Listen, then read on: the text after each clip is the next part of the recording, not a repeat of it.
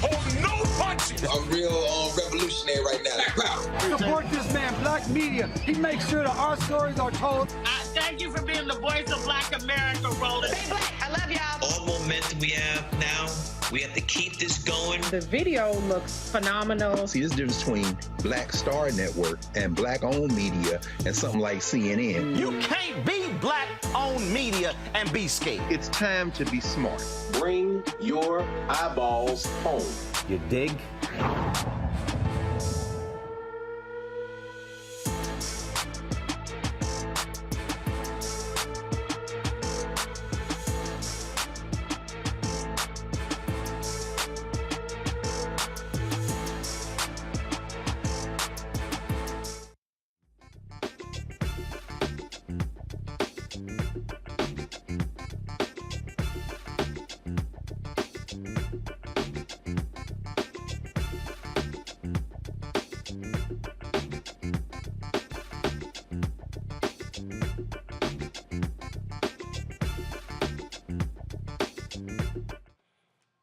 Folks, today is Wednesday, May 11, 2022. Coming up on Roland Martin Unfiltered, streaming live on the Black Star Network. Another black man killed by a police officer, this time in Houston, when an officer with a history of excessive force shoots a black man as he flees.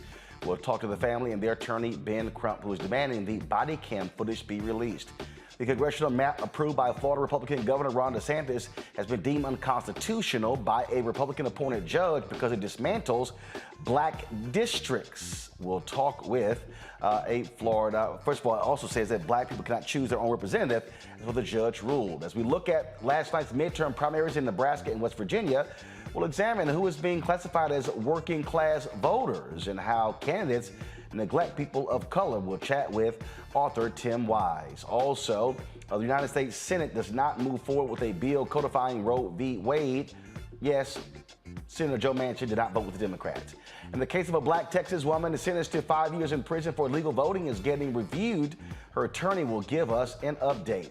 Also, I was in Miami at the F1 Miami Grand Prix over the weekend with the first black driver in the Indianapolis 500. Willy T. Ribbs will join us tonight to talk about the work that he is doing in F1. Plus, in our Tech Talk segment, an app is used to keep tabs on your kids, keeping truancy down. Y'all don't want to miss that. It's time to bring the funk on Roland Martin Unfiltered on the Black Star Network. Let's go. He's got it. Whatever the miss, he's on it. Whatever it is, he's got the scoop, the fact, the find. And when it breaks, he's right on time and it's rolling.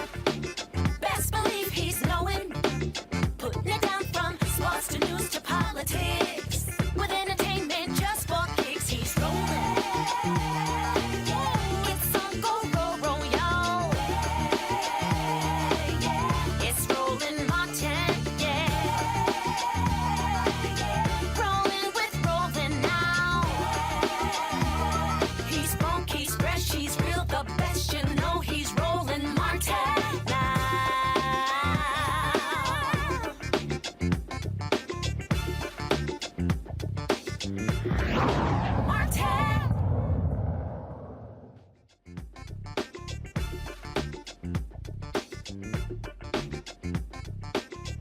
A Houston family wants answers after their loved one was shot and killed by a Houston police officer last month. Officers attempted to execute an arrest warrant on April 27th after a brief car chase involving Jalen Randall. He was a passenger. Officer Shane Prevett shot Jalen as he ran away. Officer Prevett has a history of excessive force. And in 2019, charges were dropped against Officer Prevett after being indicted for allegedly kneeing a drug suspect during a 2017 arrest. Joining me now is Ben Crump, civil rights attorney, the family attorney, plus Warren Randall, Jalen's father, Tiffany Rachel, Jalen's mother, Tony Rachel, Jalen's stepfather, Jalen Randall, Jalen's daughter, Shavandra Stagg, and of course, Jalen's mother. Glad to have all of you here. And so let me just first of all start with what actually happened here. Set up for us what took place. Why were the cops pursuing this car that Jalen was in, and how did he end up being shot? Roland, do you want me to go? Sure, go ahead. Okay. Thank you so much for having us, Roland. And this is heartbreaking for his family. Almost 2 weeks ago, in broad daylight, Roland, the police allegedly executing a warrant against Jalen Randall, this 29-year-old African-American father. They chase him, and inexplicably, Roland, because he has no weapon that they can see or anything like that, but they shoot him in the back of his neck, killing him. And then there are witnesses that say after they shot him and he was on the ground, one of the police officers came and put their knee in the top of his back while he's bleeding to death. And regrettably, they continue to try to justify yet again another black man being shot in the back.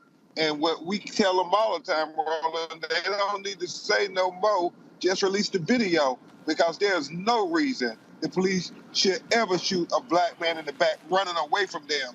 We've talked about it, Roland. Why is it when a black man's running away from a police officer, a white police officer, that he's the most dangerous man in the world, where he's going to shoot him, even though he's not posing a threat? And so that's what we're dealing with in your home area of Houston, Texas, and the fact that they haven't released the video. And we know that this officer was charged for aggravated battery on African American previously, but yet he was still allowed to remain on the force. So, okay, so they were pursuing Jalen, again, were they pursuing him or the driver? Because Jalen was a passenger in the car, and they were, what kind of warrant were they trying to execute? They were pursuing him, as we understand it. And it was a warrant. They said him and his girlfriend had got an argument. So it was a warrant dealing with domestic abuse? Is that what it was?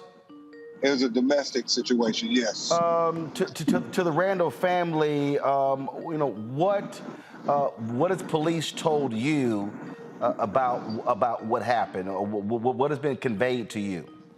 Well, Roland, the police haven't told us anything at all. They never even told us that Jalen had been shot. We had to find that through external factors. We had to find and track down which hospital he was actually taken to. So they haven't reached out. They haven't even spoke with us at all. Not to me, at least I know. I don't know about Tiffany. They hadn't even said anything to us, period.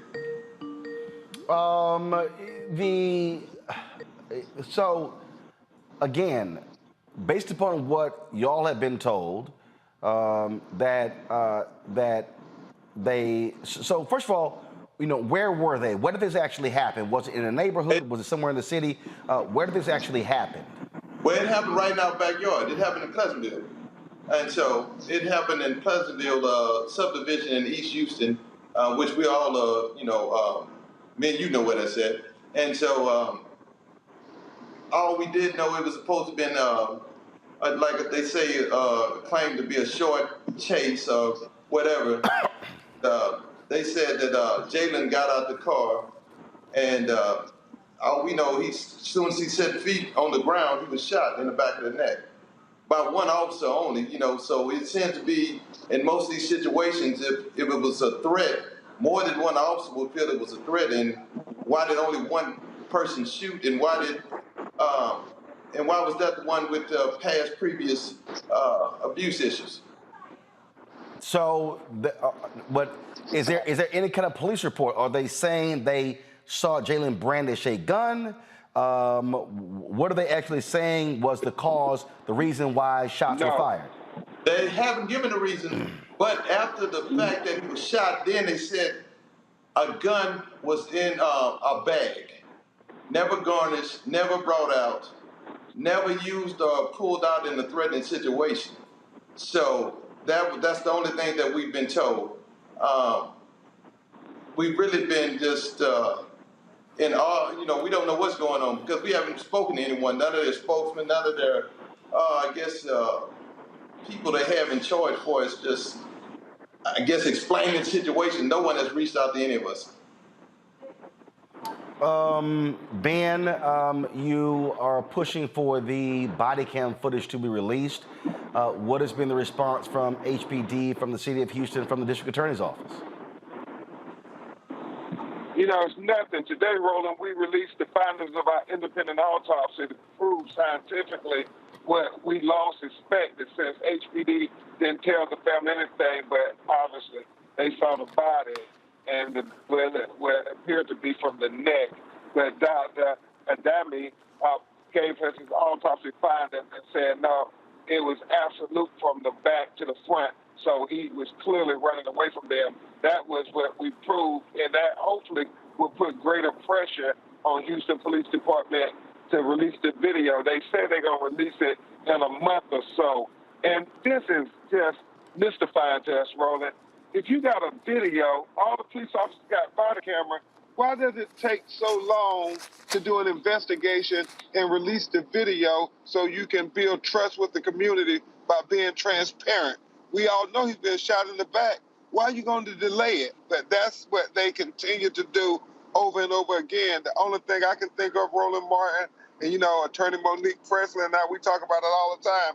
They're trying to get their story together to justify the unjustifiable actions of this police officer, because there is nothing they can say to tell us we didn't see what we saw when they released that video and shows Tiffany and Mr. Randall's son being shot from behind. Nothing they can say.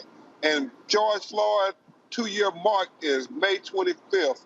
We want that video released before May 25th. Final comment from the Randall family. Tiffany? Your final comments yet?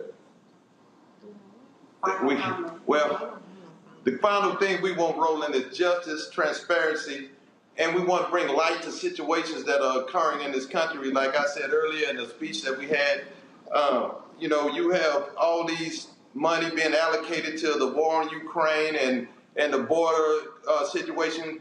We fight every day to live good, healthy lives in our own community. And we don't seem to be able to get any help, any understanding. They keep putting people within our community that know nothing about our community, which causes some type of and distrust, I guess, that they have with us. But we need better policing. We need policemen. We need more of our own policemen to represent us in the community. We just want to bring the light and have justice for Jalen. That's what we want, Roland. All right. Let me thank all of you, Attorney Ben Crump as well. Thanks a lot for joining us. Thank you. Thank you, Roland Martin. I want to bring in my panel up for today, and Scott Bolden, a former chair of National Bar Association Political Action Committee attorney here in D.C., Tanya Washington Hicks, professor, Georgia State University College of Law, Monique Presley, legal analyst, crisis manager. Glad to have the three of you. What immediately jumps out, Scott, is when we see these cases repeatedly, police shooting someone who's fleeing. And we don't know fully what happened here because we don't have the body cam footage. But again, it's one of those things, if you know where someone lives, and if someone has not brandished a weapon or threatened your life, why are cops still shooting people in the back or from behind when they're running away? Because they don't care. That's why. It keeps happening over and over again. You would think, Roland, that the police department and training and these officers would get really smart. I mean, it's been like several years when we have the iPhone cameras and what have you. And you can see where the lawsuits, the criminal prosecutions have had zero impact on these cases. I could shut my eyes, listen to that interview you just did, and put Philander Castile or Laquan McDonald, and I could just pick a name and put it to that interview. Whether I'm right or wrong, the fact is my eyes were closed, and it's still bad police misconduct. And this officer has another prior charge against him. They don't see us, so it keeps happening. But it's really the dumbest thing I've ever seen, that there's been no positive impact by now. And the camera and the footage, as Ben said, is to get their story together, but they'll tell you these like race neutral and administrative neutral reasons why the footage isn't available. Well, it's got to be reviewed. We've got to make sure the technology was working the right way. And then it's got to go through several channels of review and what have you by higher ups and what have you. And it's all nonsense. There's nothing more powerful as a piece of evidence for or against a defendant or the police than the actual video footage. All we have to do is look at it, and we can reach our own determination. They fear that transparency, though. And so this is going to take some time. But I hope one day that you never have to report on another young black kid, or male or female, being shot by the police. One day, that's going to happen. And I hope it happens sooner than later, because the killing fields of America are littered with black men and black women at the hands of a police force. Monique, you always hear these people say, well, why don't you just comply? Why do you flee? Why do you run away? But it still goes to, if you're police officers, you're shooting at somebody run away. We've seen examples in Philadelphia where they shot someone who wasn't even involved when somebody was attempting to flee. And again, if you know who the person is, you know where they live, you can wait another day to arrest them. Okay, you're going to be able to find them, but now he's dead because he was trying to flee, and you shoot him in the back. Right. APO, resisting arrest, is a crime. APO, assault on a police officer, that's a crime. Failure to follow police orders, if the orders are lawful, that's a crime. Those are all, in most jurisdictions, misdemeanors. They're not even felonies. They're not punishable by death. Piss a cop off is not a crime, and apparently piss a cop off is being punished by death.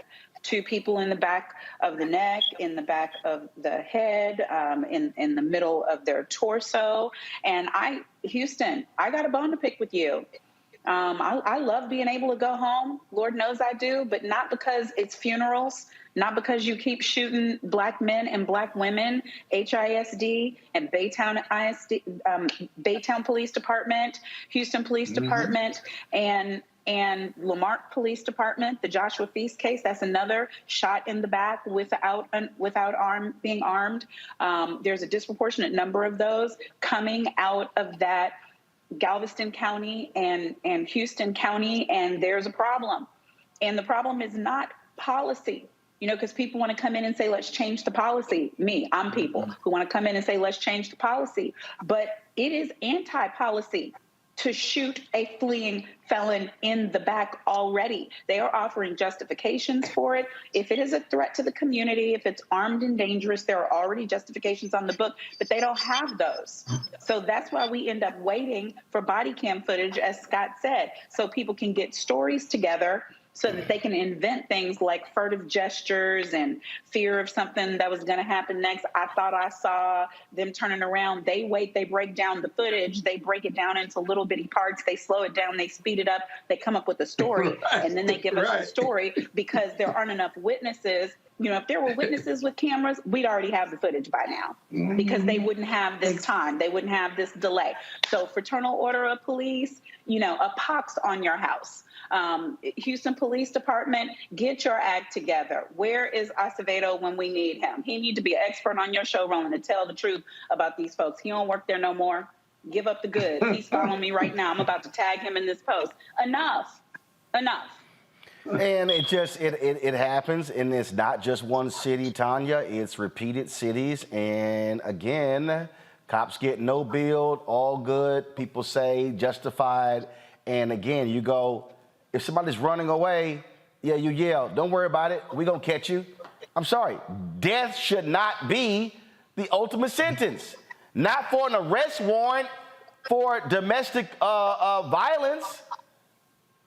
Yeah, and you asked, Roland, why does this keep happening? It keeps happening because Black lives don't matter. I mean, that's the bottom line.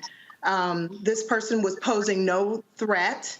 The gun was in the bag, which they could not have known until after they killed him. I would wager if that video, the body cam footage showed that he did something, we'd already have it. And so, this post hoc attempt at justifying another incident of unjustified killing of a Black person, unfortunately, is part of the course. And I mean, as Monique said, Houston, we have a problem. Roland, Roland, real quick. Yeah, go ahead, final comment, go ahead. This has been happening, and the Supreme Court has said on the Tennessee v. Garner that it is illegal, unlawful for the police to shoot a nonviolent fleeing felon. The case in Tennessee v. Garner happened in Memphis where they were chasing a young Black guy in the dark. He hit a wall, climbed the wall, and while he was climbing the wall to get into another neighborhood, running from the police, who really hadn't done anything. I can't recall what the exact facts were, but he was unarmed, and they shot him in the back. So since 84, 85, the Supreme Court has said it is illegal to do this. Then why in 2022 are you still having to report on these types of cases? It makes no sense. That ought to be a fundamental piece to every police department in the country. You cannot shoot a nonviolent fleeing felon in the course of your duty while you've got a gun, a badge, and a flag. And yet in 2022, they're still doing it. It's utter nonsense. It's deadly nonsense. It really is.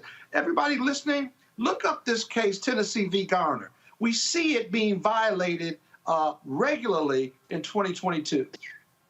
Well, it'll be nice if DAs would actually enforce that law. All right, folks, hold tight for a second.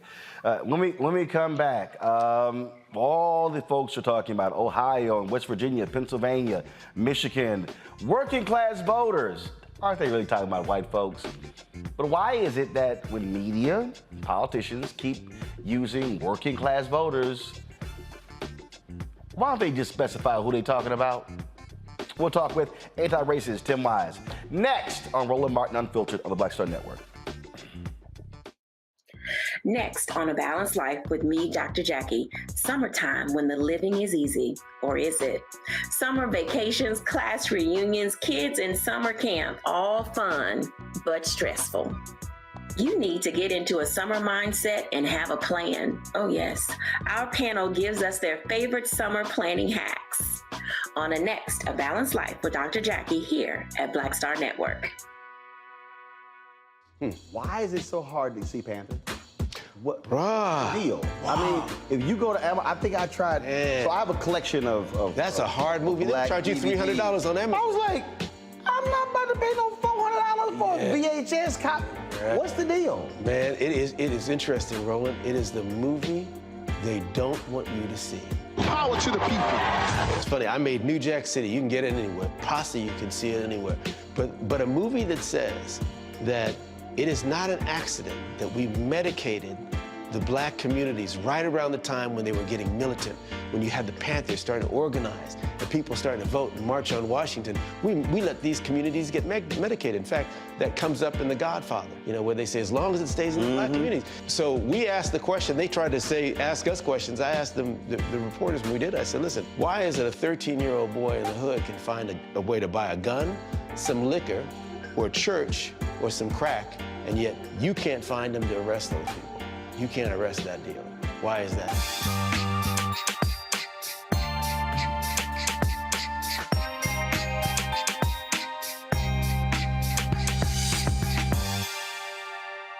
Yo, what's up? This your boy Ice Cube. What's up? I'm Lance Gross, and you're watching Roland Martin Unfiltered.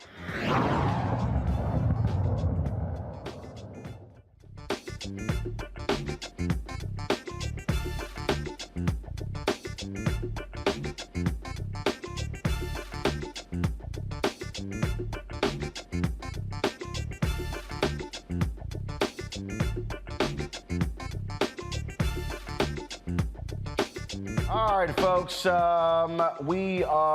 number of primaries took place last night. Nebraska, West Virginia, choosing Democratic and Republican candidates. In Nebraska, the guy who Donald Trump wanted, he lost.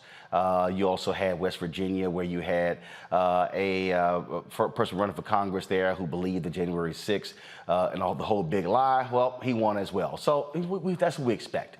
Okay, the Republican Party is all about Donald Trump. But what's interesting is when you see all of these different stories that are being done, it's oh my goodness, what are Democrats going to do about the working class voter? Why are these working class voters, why are they not supporting Democrats? But the working class is. Oh, I'm sorry, but when you say white, well, then that changes the whole conversation. This has been going on for a number of years, and part of it is because the media doesn't even want to actually identify white voters. It's as if they just don't have, it's not possible. Author Tim Wise was tweeting about this, and I saw it. He often has talked about this. Of course, he has his book, Dispatches from the Race War, among other books that he has authored. Glad to have him back on the show. So, Tim, this is the thing. It is as if media just cannot say white people. They just can't say it. I mean, excellent as saying black voters and Latino voters and Asian voters. They cannot just say, when they're talking about, when you hear candidates say the working class, they ain't talking about black and brown people.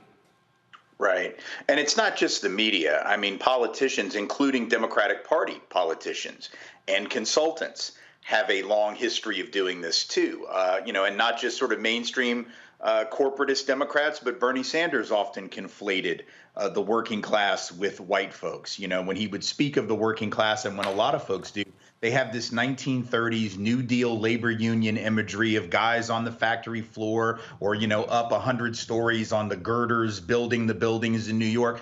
The majority of the working class today in 2022 are black and brown, disproportionately women.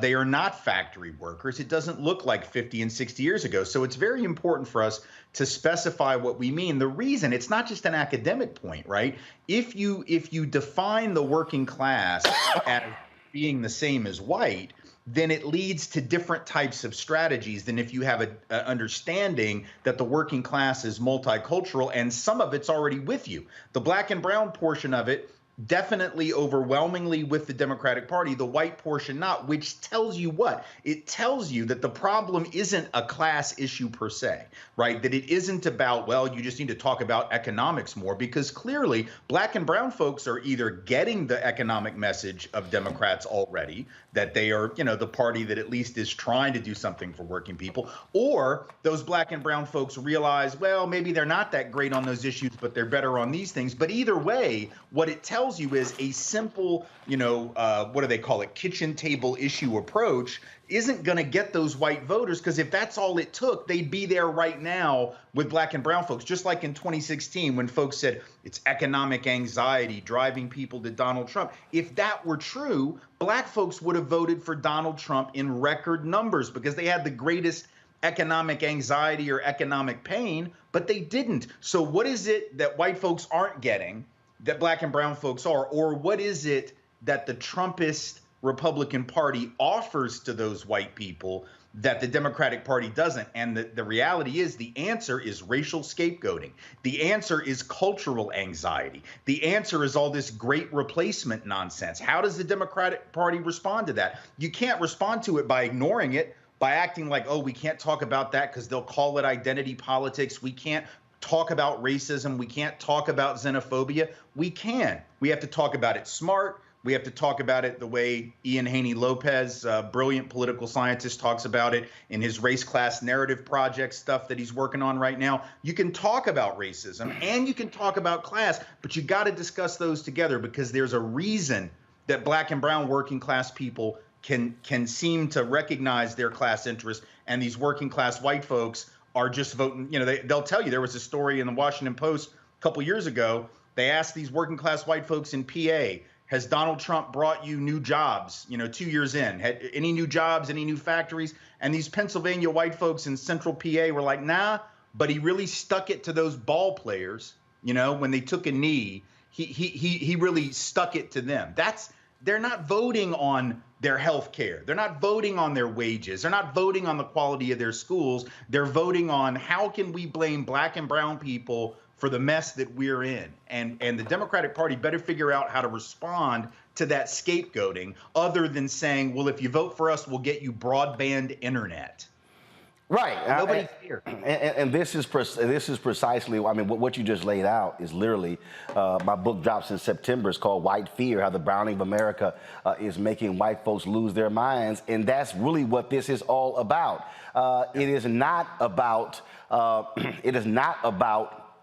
the money. Donald Trump beats Hillary Clinton by 450,000 votes in 2016 because he was against NAFTA. So all of those workers who would say they were losing their jobs because of NAFTA. Okay, but then you come back in 2020 and then he wins it again, and you got all of these are labor workers. These are people who supposedly about unions, and they're voting against the guy. They're voting with the guy in the party that hates unions. Right. Except police and fire unions. Right. The only piece of legislative success that Donald Trump had as president, the only thing he really accomplished that wasn't some random executive order, which was usually about a culture war subject, or the courts, packing the courts, was what? A tax cut for incredibly wealthy individuals and corporations. It wasn't a tax cut for working class people whose taxes have either remained flat or in some cases gone up over the last several years, but they still voted for him. So it's very obvious that it isn't that. That's not to say Democrats shouldn't talk about economic issues. They absolutely should, but they should be talking about it in a way that says, there's a reason that we don't have good, universal, affordable health care for everyone. You know what the reason is? Because they keep telling you that if you get that, those brown people are going to cheat the system. Those brown people are going to take advantage. That's what they're being told. We need to actually be pointing out the scapegoating and saying the reason we can't have nice things is because these folks over here are lying to you about who's to blame for the fact that you ain't got nice things already. So we have to talk. Yeah, it's fine to blame people for stuff, but the wrong people are being blamed. And it's incumbent upon the Democrats to say this is a game that's being played on you. This is what Lopez and others are talking about in their work, is to say, listen, it's not that we're calling you racist. You're not a bunch of awful, horrible people. We know there are certainly some among, the insurrectionist class of the Republican voters who are. But it's not about you being bad people. It's about you being people who are being sold a bill of goods. It's like if Penn and Teller, were the president, these master illusionists, right? And Penn or Teller or both as a combo up there with one hand trying to distract you over here while they're doing something else over here like any good magician does. That's what the Republican Party and the right has been doing. And 30 years ago, when I started doing this work in Louisiana against David Duke, we said at the time, Duke lost those elections, lifelong white supremacist, former Klan leader, but he got 6 out of 10 white people to vote for him in the Senate race in 1990. And we said at the time, y'all think this is just Louisiana, y'all think this is a Southern thing, and but my boss at the time, a guy by the name of Lance Hill, said, David Duke politics is like cocaine. It is, first off, it's white, but it's also easily concealable and transportable across state lines. And 30 years later, the politics of racial scapegoating that David Duke was working on at that time didn't quite work yet, but it worked with 6 out of 10 white folks. And now it is what MAGA Trumpist Republicanism is. It's about saying you're in pain, you're struggling, you're afraid, and these are the sources of your anxiety, of your problems, of your fears. We can just control those people, your life will be better. The Democrats have got to take that on frontally. They can't just dance around it. And take it on front, directly, I think is important. He's a perfect example. I remember when in the last election, Senator Bernie Sanders kept talking about the working class, and he kept talking about identity politics. And I sent one of his people a text message saying, I said, if Bernie Sanders talks about this one more time, I'm going to bust his ass publicly. And so one of his guys were like, so he sets a meeting up with me and Senator Sanders. So I meet him in his office. I tell him point blank, I said, man, don't you understand that when you're talking about identity politics, you're frankly speaking the language of the right? And I said, and I'm telling you, I said, that's what they were saying about John Lewis and the SNCC workers and black people. When you're fighting for civil rights, identity politics.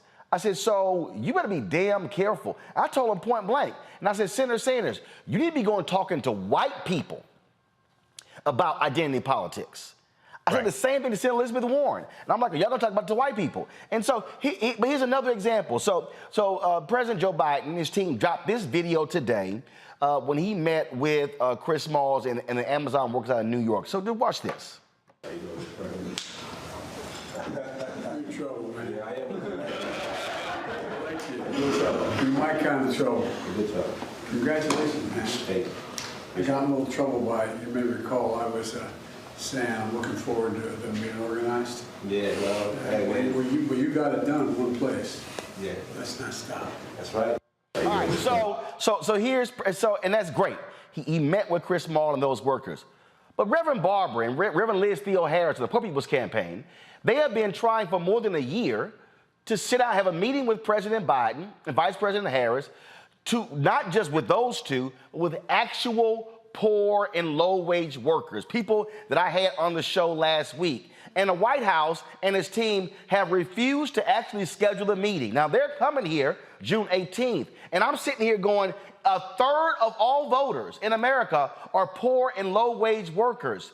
Hello, if you want to win in November, how about you meet with them, not just folks who got, and again, the work that they did getting that union at the Amazon place in New York, that's great. But what the hell is taking so long? The GOP ain't gonna meet with them. Right. Well, my guess is that there's a willingness, and again, all credit due to that union work that they've been doing there. It's fantastic. We've seen the same kind of thing happening at Starbucks. We're seeing it at Amazon. We're seeing a lot of really amazing labor work. Point being, disproportionately being led by black and brown workers. Very important to point that out, right? Again, the working class, very different than what it is in sort of the Bernie Sanders 1930s factory floor, New Deal kind of imagery. So it's great what they're doing, but the problem with that is, I think, at least in part, the willingness to meet with the Amazon folk is, Amazon's easy to beat up on. The right doesn't like Amazon because it's Jeff Bezos and he owns the Post, right? And he's looked at as a liberal. So I think they feel that that's safe. Well, we can meet with the people that are unionizing Amazon because sort of everybody hates Amazon for different reasons, right? Like the left feels this way about them, the right feels this way about them. But if you meet with Reverend Barber, oh, well, that's different. If you meet with poor folks and working class folks more broadly, not just in one particular company that it's easy to beat up on, then that's going to send a more dangerous message. They better wake up from that. And they better start to realize that unless they are prepared to talk about the intersection of issues of race and class and gender, because now this attack on reproductive freedom and bodily autonomy, it's all part of the same thing.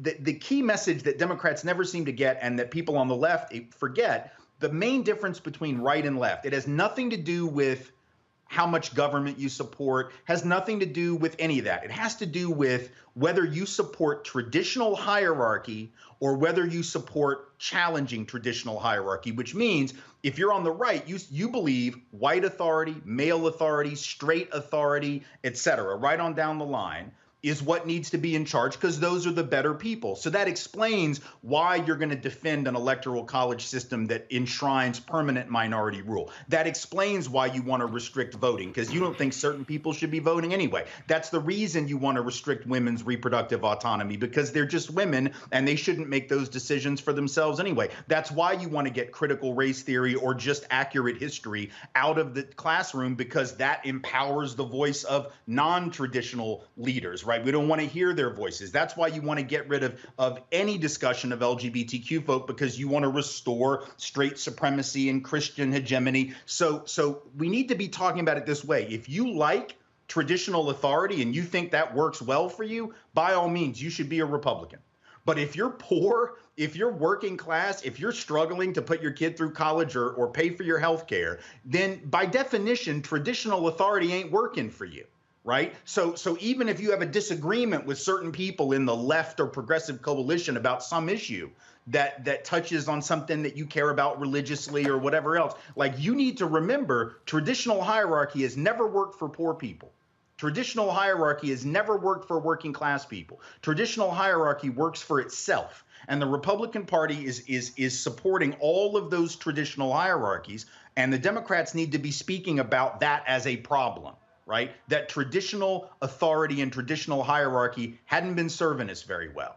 And I think they're afraid to do that because, again, so much of their money comes from wealthy folks. And so, they've sort of thrown in with a lot of corporate folks over the years, and that's gotten them in trouble and made it very difficult for them to bring this message. But they better do it because that's what really separates the two sides is essentially whose side are you on, the top or the bottom, right? And the bottom, whether it's a race hierarchy, a class hierarchy, a gender hierarchy, a sexual hierarchy, a religious hierarchy, the bottom, right, is getting shafted every single time that we continue to return those people to power. Tanya, question or comment? I agree with Professor Wise. We need to highlight that the shared experience of all of those folks at the bottom is a lack of resources, a lack of health care, a lack of a livable wage, and focus on what is not happening because white, straight, male, educated folks are in charge. Part of the reason that they don't refer to Black people when they're referring to the working class is because they don't want to refer to Black and brown folks as working. Exactly. Right? That challenges this whole idea that we're just sucking off of the system. And, right. I agree that the Democrats need to have a better strategy. We can't just say we're not them. We need to point out some realities. The realities exist. We just need to point out who's responsible for them. Right. Monique.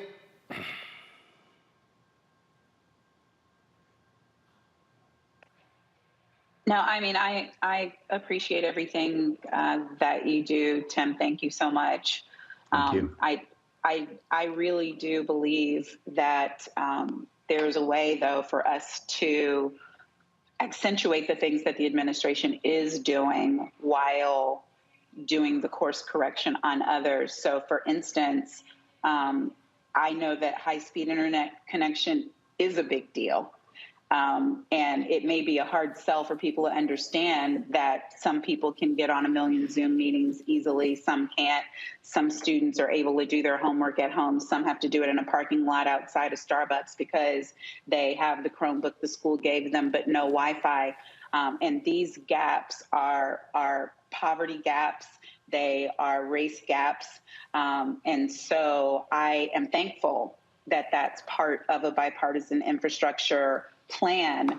And I just wonder whether the issue isn't that the Biden administration does not care about the right things and isn't trying to do the right things as much as it is people don't know the things that they're doing. No, I actually don't think that's what I was asking Tim. No, actually, but it's my show and I'm gonna respond.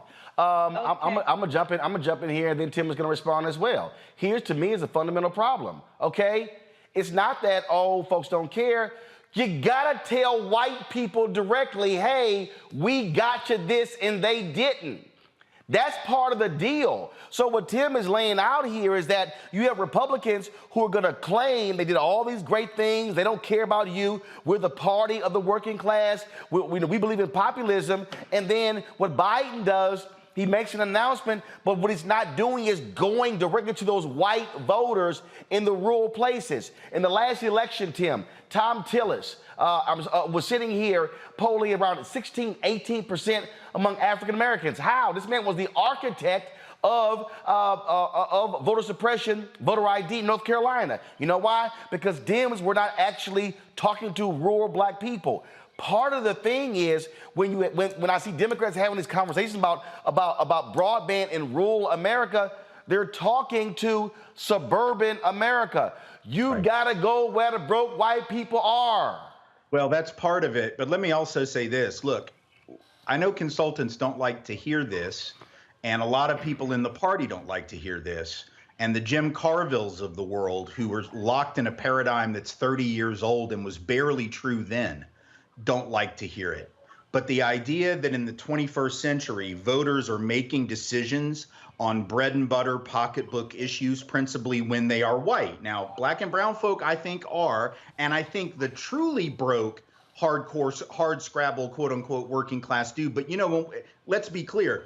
The white folks that are the biggest problem are sort of that upper working, lower middle, sort of anxious middle. These are not the January 6th insurrectionists were not a bunch of rural working class people. They were white folks with incomes at or above the median, often 10, 20,000 above the median in this country. They were disproportionate. The one thing that linked them was coming from communities where there had been an uptick in the number of brown people or black people. That was the number one determiner of whether a geographic locale sent insurrectionists to the Capitol. It wasn't their economic position. It wasn't if they had internet or not. It wasn't if they had good health care. It wasn't if their wages had gone down. It wasn't gas prices. It wasn't any of that. It was, are there more brown people here than there were in 2012? And if the answer was yes by a significant number, that is what predicted insurrection. So we can talk about all these things as good policy. ACA was good, inadequate, but good policy. Broadband internet, good policy.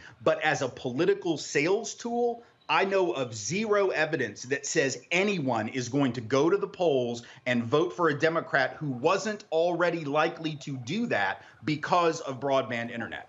I don't know of any evidence. If there is research that says this moves the needle, then it needs to be presented, because I've looked for it. I can't find it. Partisanship is overwhelmingly negative right now, which means we have got to talk about really big issues, and we've got to enter into that culture war. You can't skip around the culture war. You have to point out that the culture war is a distraction. You have to call it what it is. It is a scapegoating tactic used by magicians to keep you from realizing what they're actually doing. And the good thing about that approach is it's, you know, a lot of people like the Bernie Sanderses of the world want to beat up on the millionaires and the billionaires. Nobody cares about the millionaires and the billionaires except for the fact that they're not won yet. right? So I mean, I happen to think that those are fine targets, but your average white dude out there does not care. What he will beat up on is a politician or a media person because they don't trust them. So the argument should be these politicians and these media folk are leading you astray, making you fear brown people, making you angry at black ball players, making you angry at whatever, right? Thinking that they're the reason that your life sucks. And the reality is they're the reason that your life sucks. Those politicians and those media folks that don't want to tell you the truth.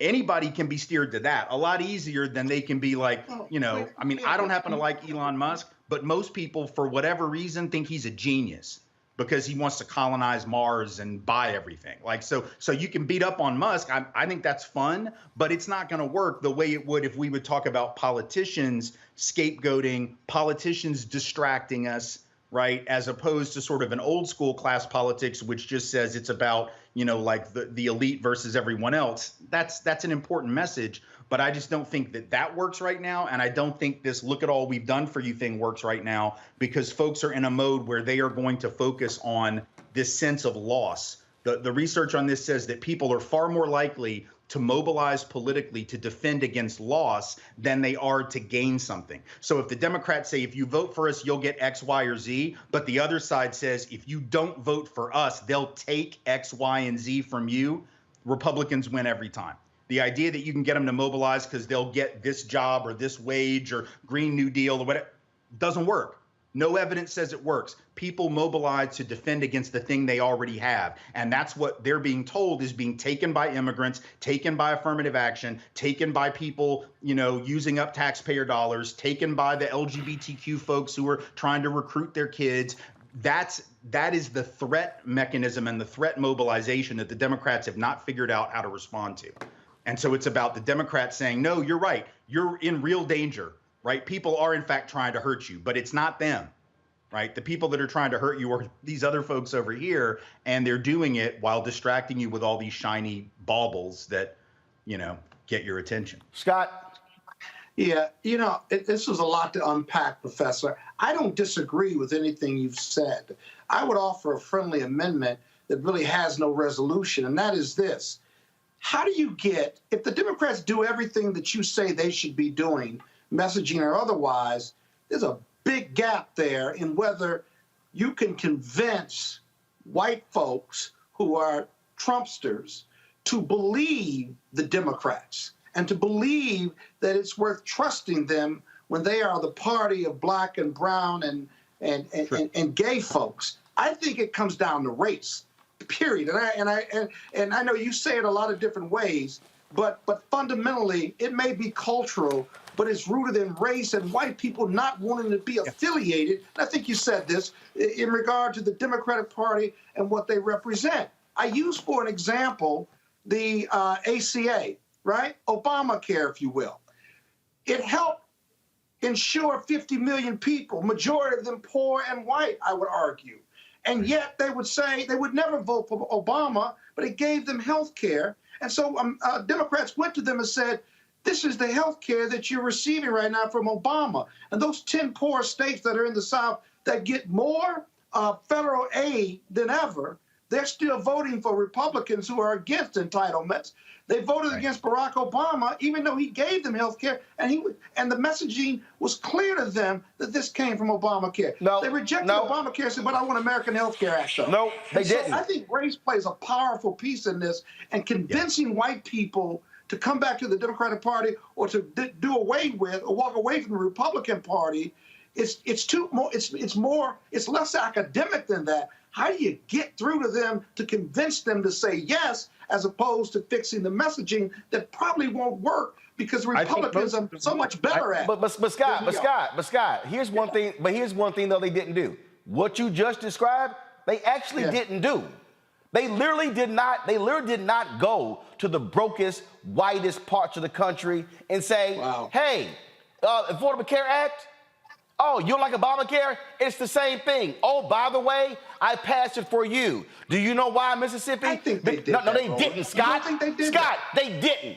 Scott, I was sitting in the White House. I told Obama directly, why do you keep going to Virginia and Ohio and the suburbs, talk about the Affordable Care Act? Go to the reddest, whitest, brokest, sickest parts of Alabama, Mississippi, Louisiana, Arkansas, and take them on. Well, you know, they were like coming up with whatever the hell. And so what they did was, you gotta go to somebody and say, guess what? Your senator voted against your issues when it comes to heart disease, your issues when it comes to opioids, your issues. They don't do that. What they do is they simply go through this deal of like, hey, we're the better ones, not them. If you're gonna be in a fight, be in the fight.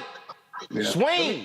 Let me tell you what. I agree. Tim, go ahead. Let me tell you what they should have done from the start. One of the reasons that they probably didn't try that in certain states, particularly in some of those southern states, is that, as we know, and I live in Tennessee, so this happened here, the legislature in a lot of our states undercut ACA because the Supreme Court said they could when the Supreme Court did not require the expansion of Medicaid. Right. It allowed states like mine to not expand it because they were trying to kick the legs out from under ACA anyway, right? And they did. They limited how much it could benefit people in a lot of states. And so a lot of the people in those red states didn't reap the benefits the way they did in Connecticut and California and other places. So what they should have done, I think first thing Biden should have done, and or anybody should do now, is say, listen, those of y'all that are in those states where your Republican legislatures undermined your health care, we're going to make sure that we're going to expand coverage for you right now. We're going to push through huge subsidies specifically directed at you, at your states, because your Republican lawmakers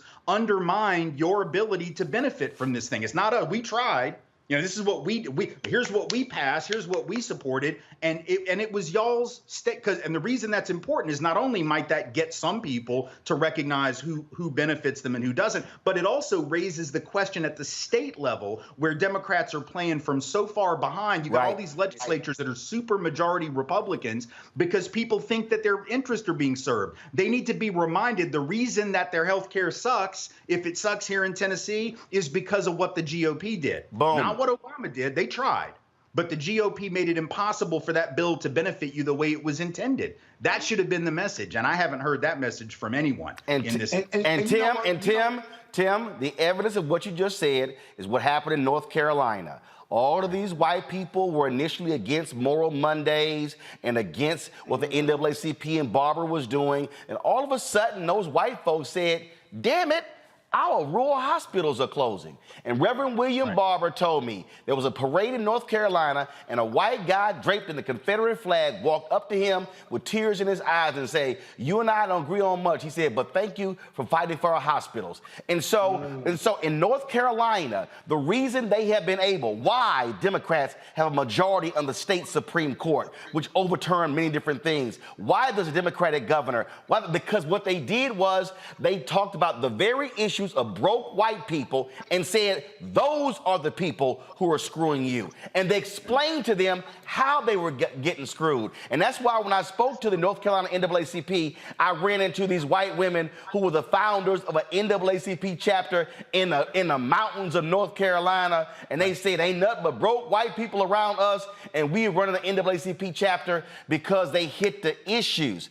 All I'm simply saying is, and the thing is this here, Scott, you ain't gonna flip the MAGA people. That's not the point. The point is you go after the people who ain't voting. The largest group of people to win are the people that Reverend Barber and the Poor People's Campaign are targeting. And all I'm saying is that's a lot of white working class people. That's who they've been mobilizing in West Virginia.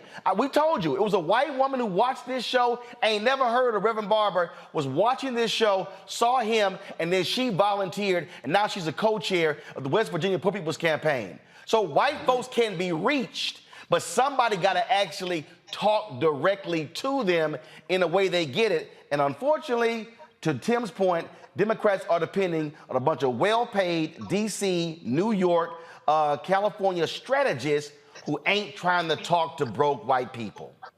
Right. Or acknowledge any of the race stuff at all. And that's a long-standing thing, by the way. I mean, even when we did the work against Duke, we had high-paid consultants. Mark Penn was one of them, and he's still doing his thing. Where he was telling us at the time that we shouldn't talk about David Duke being a racist because, we got to have racists vote against him too, or he's going to win. They were saying we shouldn't talk about him being a Nazi, shouldn't talk about him being an overt white supremacist. We should just talk about the fact that he didn't pay his taxes or something, or that he dodged the draft in Vietnam or something, or, whatever, like anything but race. This aversion to discussing how racism is used as a weapon is a white, upper middle class and affluent consultant disease that has never served progressives very well. And because that kind of skittishness, that unwillingness to say, this is what they're doing to you. Even we've talked about this before, Roland, that back in 2016, the biggest mistake Hillary Clinton made rhetorically when she said the thing about deplorables, the mistake there wasn't that there aren't some people like that. We saw them on January 6th, right? But the far better message, think about what happened if she had said, you know what? I don't think you're deplorable, but that guy does, because he thinks all he's got to do is talk about Mexican rapists and drug dealers and you'll roll over for him. He thinks you're a racist. He thinks you're a bigot. He thinks you're such a bigot that all he's got to do is like wave this flag about black people and brown people and quote unquote shithole countries or whatever, right? All he's got to do is talk about those folks and you'll buy it. And I believe in you. I trust in you. I think you're smarter than that. That would have been a far different message, right? Because that wouldn't have been beating up the voters. That would have been saying, you see that dude? You see what he's doing? You see what he's trying to do to you? You're smarter than that. And then some of those voters would have still fallen for it, but some of them would have been, oh yeah, look at what that jackass is trying to do. He's trying to con me. He's just like the rest of them, right? So this is the difference between sort of mainstream consultancy and mainstream party folk and like understanding the way that race is weaponized and has been weaponized and what it's going to take to de-weaponize it in this country. And I'm telling you, we got 1 million people that have died from COVID. A lot of white folks have buried their grandparents and their older parents because early on when the numbers showed it was black and brown folk doing the dying, a lot of white folks took this not seriously. We know that from the data now. We know that from several academic studies that white folks got nonchalant because, it's just those black folk over there doing the dying, and then wait around 8 months and it was us, right? So there's a lot of ways that we can start to talk to white folks about how their indifference to black and brown suffering ends up coming back to hurt them. Yep. And listening to the siren song of this culture war stuff comes back to hurt them. But I just don't hear any of that at the national level from the party or from mainstream politicians. I hear it from folks like Reverend Barber and Ian Haney-Lopez and others that are doing that work on the ground, but I just don't hear it from the top. And that's what it's going to take in the midterms and in a couple of years in 24. Well, we'll see if they actually do any of that. Can't say they didn't hear it because we talk about it all the time. Tim Wise, certainly glad to have you on the show. All right, folks, got to go to a break. We come back. We're going to talk about a case out of Texas. Boy, they keep trying to put a sister in prison for voting illegally. Y'all, really? But she got some help today from Texas Court of Appeals. We'll explain the case of Crystal Mason next. You're watching Roland Martin Unfiltered on the Black Star Network. Download the app, Apple phone, Android phone, Apple TV, Android TV, Roku, Amazon Fire TV, Xbox, Samsung Smart TV. Also, join our Bring the Funk fan club where every dollar you give goes to support this show. Of course, send a check or money order to P.O. Box 57196, Washington, D.C. 20037-0196. Cash App, $RM Unfiltered. PayPal is R Martin Unfiltered. Venmo is RM Unfiltered. Zelle is Roland@RolandSMartin.com. Roland@RolandMartinUnfiltered.com. We'll be right back. On the next Get Wealthy with me, Deborah Owens, America's Wealth Coach, you're going to learn about the silver tsunami, which means that 1 million people are turning 65 every day and they're going to need some kind of care. You're going to meet 2 sisters whose situation with their own family led them to start a business in this industry, and now they're showing others. This is our passion, our mission, our purpose, our ministry. That's right here on Get Wealthy, only on Black Star Network. We're all impacted by the culture, whether we know it or not. From politics to music and entertainment, it's a huge part of our lives, and we're going to talk about it every day right here on The Culture with me, Faraji Muhammad, only on the Black Star Network. Next on A Balanced Life with me, Dr. Jackie, summertime when the living is easy, or is it? Summer vacations, class reunions, kids in summer camp, all fun, but stressful. You need to get into a summer mindset and have a plan. Oh yes, our panel gives us their favorite summer planning hacks. On the next A Balanced Life with Dr. Jackie here at Black Star Network. It's Kim Whitley. Yo, what's up? This your boy Ice Cube. Hey, yo, Peace World. What's going on? It's the Love King of R&B, Raheem Devon, and you're watching Roland Martin, Unfiltered.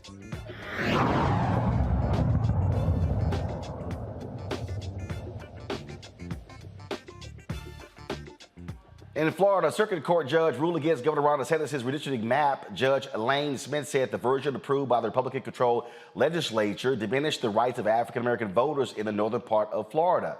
The maps removed Representative Al Lawson from his seat, giving the Republicans a majority of the seats in the state. You see this happening where Republicans are using their power to be in charge of racial gerrymandering, limiting the impact of black voters. And so the courts threw that out. This voting issue also, we still see the same thing happening when it comes to voter suppression in states like Texas. Today, the Texas Court of Criminal Appeals ordered a lower court to review whether there was sufficient evidence to convict Crystal Mason, the black woman sentenced to 5 years in prison for illegal voting after filling out a provisional ballot while on parole 6 years ago. This win is crucial in our effort to have the conviction overturned. Her attorney, Kim Cole, joins us from Texas. And Kim, literally 6 years this has been going on. The amount of money Texas is spending to put this one sister in jail when her parole officer testified she wasn't aware. I mean, you look at the evidence, it's without a doubt she just didn't know. They are hell-bent to make Crystal Mason an example in Texas. That's absolutely true, Roland. The district attorney in their case against Crystal Mason in her original trial, he specifically stated that he wanted to send a message and asked the judge to sentence her to a stern prison sentence. And they are trying desperately to hold on to that without any regard to the fact that they did not prove their case. Here in Texas, the election code specifically states that a person commits the offense if the person votes in an election in which the person knows that they are not eligible. Well, here, as you stated, Crystal had no clue that she was not eligible to vote. The state's own witnesses, that brother that was on the stand from the Bureau of Prisons, who was a supervised release officer, he testified, we don't tell them whether or not they can vote. He was the state's witness, and the state also presented county officials who sent letters. I guess they thought this would prove their case. They did send letters to Crystal's home address, but Crystal was in federal prison. She never got those letters. So Crystal, they never proved that Crystal knew that she could not vote, yet she was still convicted. And that's why we're here today. The Second Court of Appeals, because she was sentenced by a judge. There was no jury in this case. There was a judge who knew the key witness, who had actually met with the state's key witness a couple of weeks before Crystal's trial. So that judge found Crystal guilty. He was appointed also, I'll put that in there, a Republican appointee. And he found Crystal guilty. It went to the Second Court of Appeals.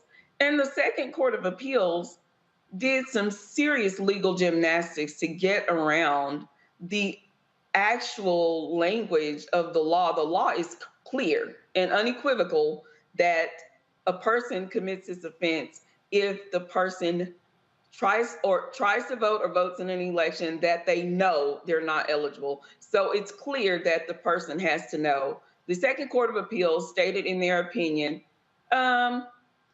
it's irrelevant whether or not Crystal knew that she couldn't vote. The fact that she knew that she was on supervised release is good enough for us.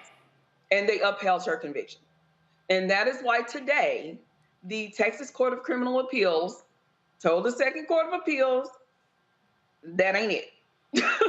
The law specifically states that the person has to know. And so they told the Second Court of Appeals they need to reevaluate Crystal's case to see if the state actually proved that Crystal knew that she was not eligible to vote. And it is my firm belief that they did not. I mean, the thing that just, again, that is just so crazy is that, my God, this just, it's been going on and on and on. I mean, 6 years. I mean, and for folks who don't know, explain, when you say she was in prison, so she went back to federal prison because of the state conviction, correct? Or something like that? Yes, even before Crystal was convicted, right before the 2018 election, which is why I think all of this was orchestrated, right before the 2018 election, Crystal was sent to federal prison for violating the terms of her supervised release by getting a new criminal charge, which is this voting charge. So you see how circular that was. So they made sure to put her in prison before the 2018 election. She went in September 2018 and served a 10-month sentence. The judge in her federal case violated her supervised release, sentenced her to 10 months in prison, as well as an additional 3 years of supervised release.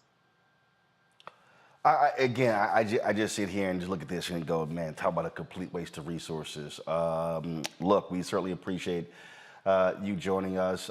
Keep us abreast. Hopefully, Kim, man, hopefully this nightmare is going to end soon.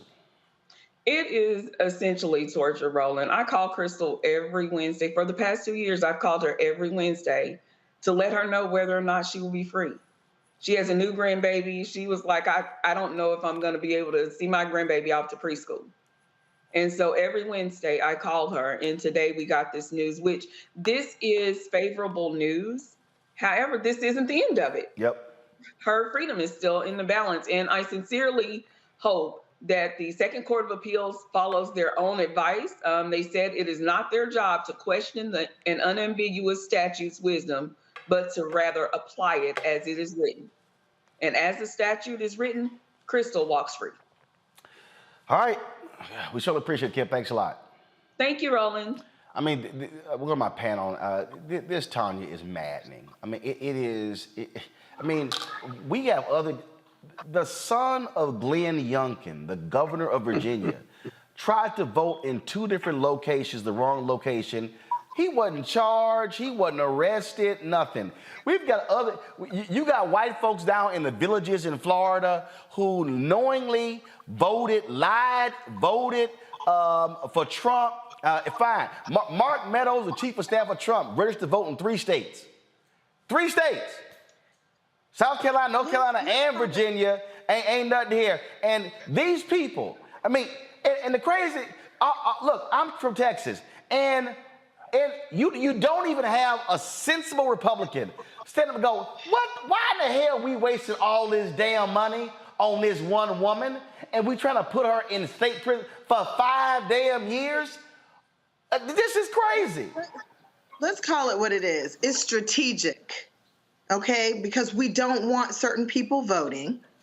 It's an intimidation tactic where people will question whether they are eligible to vote and not take the risk because they don't want to end up suffering the same ridiculous fate that this sister is suffering. I mean, she will be in my prayers tonight. This is not how democracy is supposed to work if we actually value voter participation as we say we do.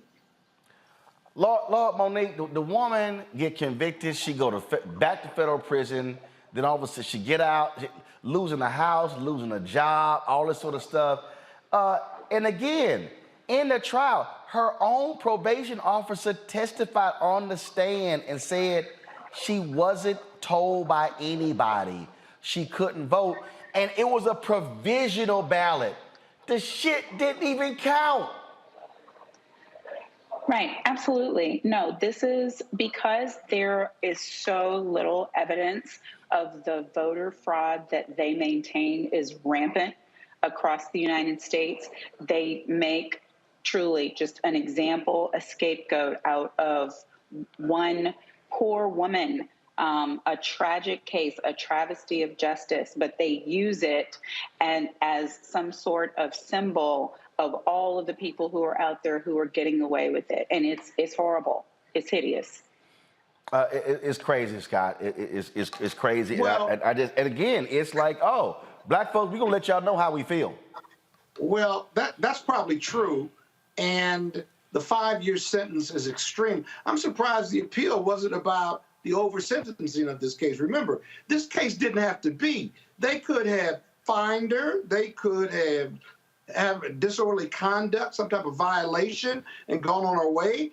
They didn't have to violate her on probation if they had given her some type of warning or, like I say, a violation. But here's the problem with the defense in this case. As I read about this case, there was an affidavit she had to sign. She had to read before she could sign to get the ballot. And on that document said, you cannot vote if you have been convicted of a felon. And she signed that document and then went and voted. I'm not saying she deserved 5 years on it or anything because it was provisional ballot. What I'm saying is that this decision today sends it back to the Court of Appeals. Knowledge is a factor, and I don't know how the defense gets around that affidavit that was signed. So I agree with you all, but I'm trying to figure out how you get around that, because if the Court of Appeals upholds it, somebody's got to challenge the extremeness of this sentence. Maybe they have already, I don't know. But if she loses at the Court of Appeals, she risks going to jail for 5 years over less than a minor violation of the law. Scott, we need to keep looking at this case. This is very simple. The state can drop. What is it? No, actually, It's Scott. the law. No, Scott. It is It's simple. the law. No, Scott. And the law. No, Scott. It is simple. Is this in Texas No, Scott. again? Is this Scott. This is very simple. The prosecution can actually drop the case. They can, but they have the discretion No, not to. no. Let me They say it chose again. not Let to. me say it again. This is a very simple case. This is a woman who was convicted. Who If went? they One choose second. that One second. They A don't woman. have to. And first of all, Scott, I know they don't have to. I'm saying they can. And what I'm saying it is simple. The state can drop it. You would think some DA would go, why in the hell are we spending, if I'm looking at resources, why am I spending 6 years on this case? Well, racism costs. Well, hell, I Racism understand that. costs. But what I'm saying is, to Tanya's point, this is all about, we're going to make an example out of this black woman, and we're going to send a signal to all the rest of y'all black people. We're going to do the same. Speaking of making an example, y'all, today, the sheriff in Liberty County, Georgia, William Bowman, this is who he is. He actually came out today and talked about the incident that happened to the Delaware State lacrosse team. Y'all should be looking for the video. Y'all, the man said that it wasn't racially involved. Then he also said that he countered what the student said. He countered what the student said by saying that the property of the students was not searched. Here's the problem with that. He lied. Y'all, this is the body camera footage that one of the newspapers discovered. And in the body camera footage, it shows the cops going through backpacks and the bags of the students. This is a 21-minute video that shows you what actually took place. And so the sheriff, he steps out there and says, well, no, I don't condone racial profiling and all that sort of stuff, defending his own officers. But y'all wrong. I mean, so here's the body camera footage right here of when the cops were on the bus. Pull the audio up. Let's see if we got audio. All right, so this is the part where they were talking to the students. Okay, they were talking to the students. You see right here, they going through bags. Hey, Roland, what was the stop for? They were stopped because they said that the driver, now you see it right here. The sheriff, the black sheriff said their personal effects were not searched. Did his dumb ass not see the video before it got released? Here are examples. The body cam footage of his own sheriffs pulling the bags off. They stopped the bus because they said the driver was driving in the left lane. And that's supposed to be the passing lane. So they pull the driver off, then they get on and they say, well, we searching everything but for drugs. And then they claim that there are so-called coach buses often driving up and down the highway in Delaware where they got human trafficking and they're bringing drugs in. Like, are you serious? Woo! So, Tanya, Delaware State is looking at how they're going to respond. But this black sheriff, all skin folk ain't kinfolk, this black sheriff defended. And he said, as a former Georgia State trooper, longtime cop, he doesn't condone racial profiling. Why in the hell they got stopped? Why did they get searched? And here's the deal, Tanya. They pull a driver over for so-called driving in the left lane. He never got a ticket. See, I mean, where was the reasonable suspicion that justify searching these people's effects? He is the reason why people do not trust police officers. I mean, when you will tell such a blatant, confirmable lie, right, in defense of officers who are clearly operating on some sort of conclusion based on the race of the people on the bus, you do nothing. Now I'm gonna get you real good right here. Right here, they are looking at a package. We had the Delaware State coach on the show on on Monday. And the woman said that was a gift from a student. They actually opened the gift to see what was in it. You know, Roland, my colleague raises a really good question. If the stop was for him driving in the wrong lane, you pull him over and you give him a ticket for wrong lane usage, right? How do you get to the search? Did someone consent to a search? And how do you get to even asking to search the bus full of college kids who are play soccer or lacrosse or whatever? Scott, that was no consent. That was they literally said, we searching everything. And there was no consent and there was no reasonable suspicion for the search. Right. If it's a traffic stop, by the way, all those listening, if you get stopped for a traffic ticket and moving violation, right, the police don't get to search your car simply because they're giving you a ticket. And if they ask, you ought to say no and memorize their badge number, because this is crazy. Look at that. The storage of all of the luggage is open and they've got it out and they're looking for drugs. The dangerous part of this is if they were more corrupt, they could plant drugs in one of those packages or suitcases and then charge them. Well, I'll tell you, this reminds me of when Boosie was on, when there was an incident. Scott, don't worry about it, you don't know.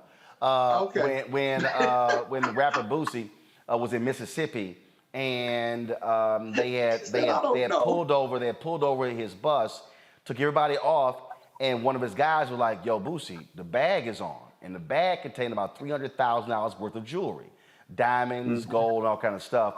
So what happened was the cops then claimed, Biloxi, Mississippi, they claimed that no such bag was found.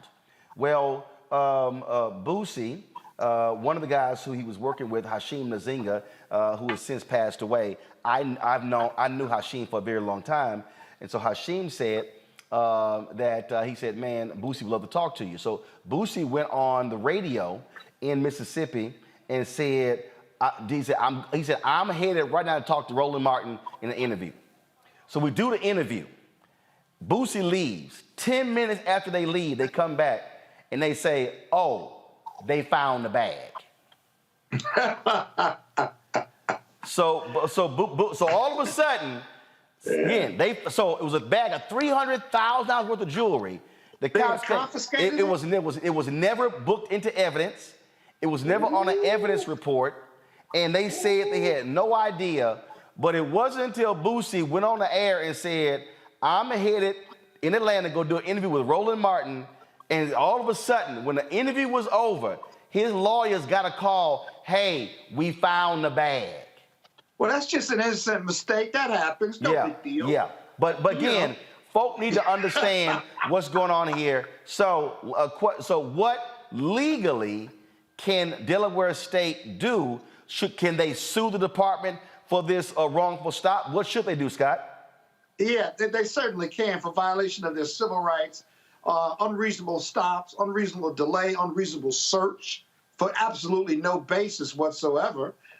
They could go under Section 42, but they have local laws and federal laws that a good lawyer will be able to sort through and actually figure out where to file the lawsuit. But this is an unlawful stop. The question is, what are their damages? What is the value of their civil rights or constitutional rights being violated, if you will? I don't know whether one of those statutes calls for treble damages, if you will. Sometimes they have limitations, but absolutely, this makes no sense. Now, this is a vacuum now. We're talking about it in a vacuum because we don't know all the details. We haven't seen the Yes, we do. reports. Yes, we do. Yeah, we do. What else is going on? We do. That guy right there is the driver. Now, go back.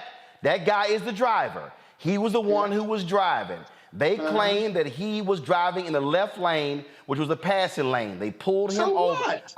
You said one of the details. They pulled him over, pulled him off of the bus, began to question him, and then that's when they went back on the bus and told all of the students, about 27 people, coaches and students, that they were going to be searching everything for drugs, and then told them, tell us right now if they're drugs, because if not, it's going to be a problem later. They literally threatened the students.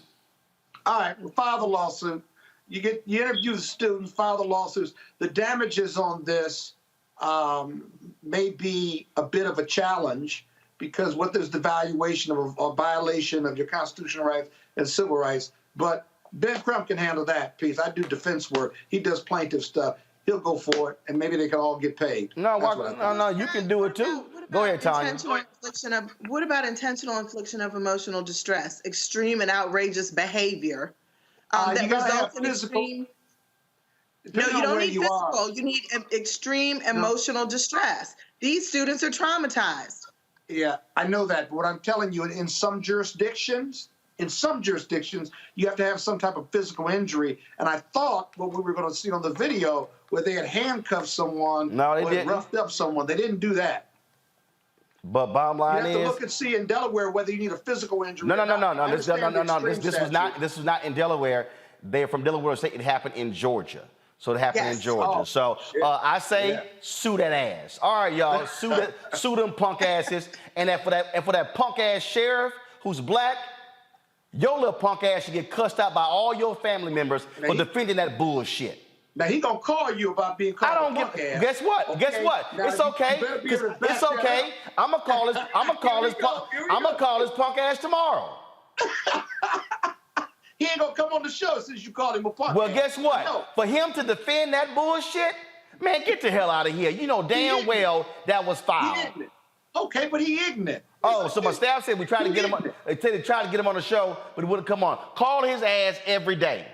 Oh. And matter of fact, see if there's an email for his ass and a phone number. I'm gonna tell all of our followers, our listeners and viewers to email and call his ass because it's right. That's right. Bottom line is that ain't doxing. That's sending a damn email. You can email. First of all, what do you mean that's doxing? You can email a public official. Hell, he paid by taxpayers. Hell yeah, we gonna hit his ass up. And I hope he don't get. And I hope he don't get invited to the family reunion. I'm gonna come on the show with him. I'm gonna represent that. Yeah, don't get invited to the family reunion.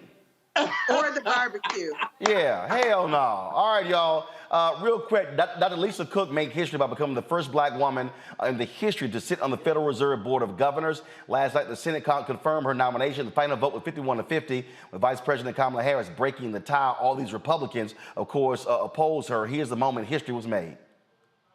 On this vote, the yeas are 50, the nays are 50. The Senate being equally divided, the Vice President votes in the affirmative and the nomination is confirmed.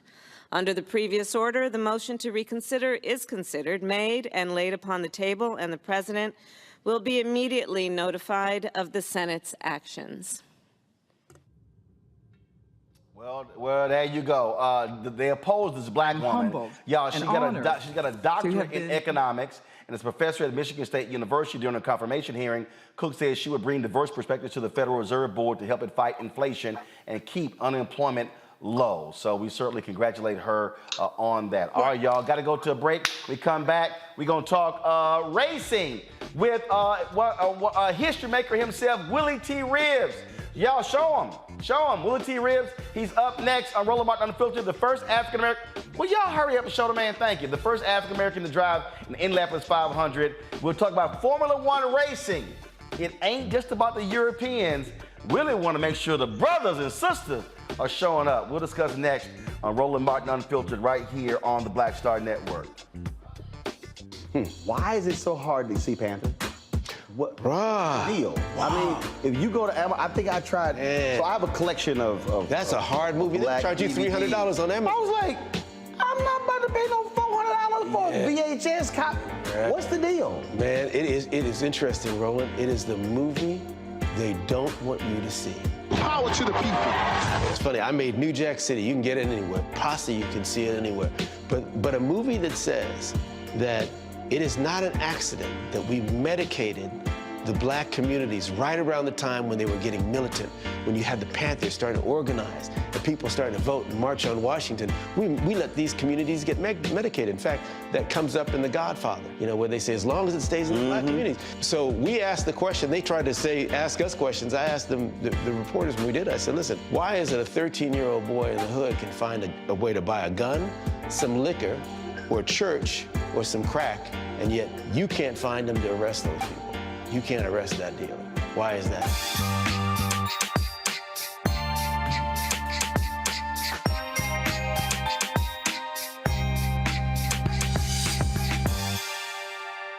A powerful movement is rising across America.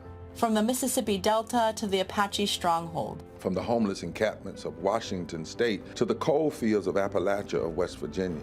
We are the 140 million poor and low-wealth people in this country, and we are building the Poor People's Campaign, a national call for moral revival.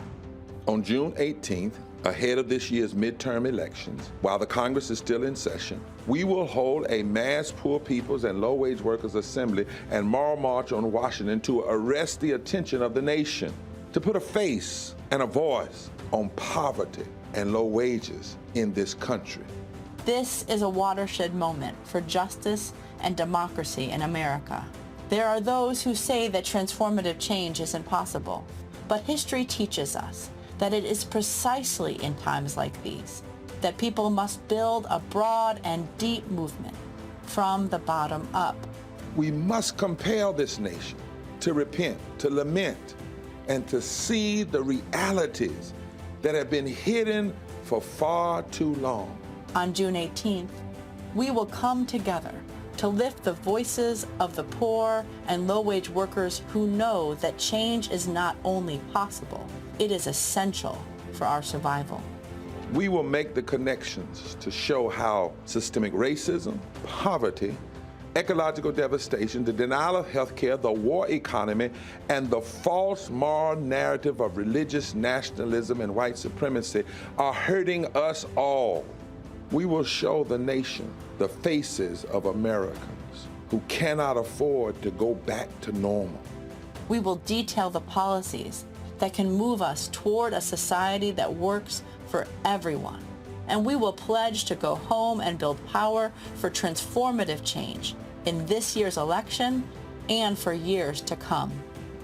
Because the question should have never been, how much will it cost to address poverty? The real question is, how much is it costing us not to? Somebody's been hurting our people. It's gone on far too long. And we won't be silent or unseen anymore. Join us in D.C. on June 18th. Build with us for a third Reconstruction in America. Visit poorpeoplescampaign.org. Hello, everyone. It's Kiara Sheard. Hey, I'm Taj. I'm Coco. And I'm Lily. And we're SWV. What's up, y'all? It's Ryan Destiny, and you're watching Roland Martin Unfiltered. All right, fam. Over the weekend, I was in Miami for the Formula One Miami Grand Prix. Henry Peterson and I went down there, got a chance to go on the track, check things out. It was an amazing experience, folks. It was the first time they had the Grand Prix there in Miami. Incredible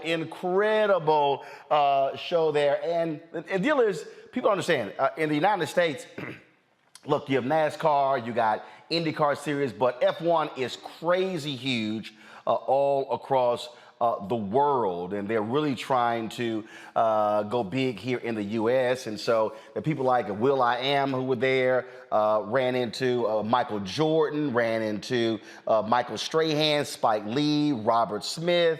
We ran into a lot of different brothers and sisters. Michelle Obama was out there, Jamie Foxx, LeBron James and the crew. It was incredible, and I was invited by Willy T. Ribbs. Yes, I ran to Matt Damon as well. That was funny because Matt was being interviewed on ABC, and he was trying to speak to me and not do an interview. And so had a great time out there, and I was invited by Willy T. Ribbs. That's Josh Allen with the Buffalo Bills. And Willy T. Ribbs, of course, a history maker, first African-American ever raced in the Indy 500, has been in auto racing for a number of years, and he's been hired, brought on by F1 to be one of their ambassadors and really try to drive diversity, if you will, in the sport. Willie, what's happening? How you feeling? All right, you there? Hello. Gotcha. Audio wasn't up there. So there we go. So man, first of all, it was an incredible experience being there in Miami. And just explain to our audience, I first got really introduced. I mean, I know about Lewis Hamilton, saw stories, but it really wasn't until I watched the Netflix special that really got me involved. Henry Peterson, who our production here, he told me about it.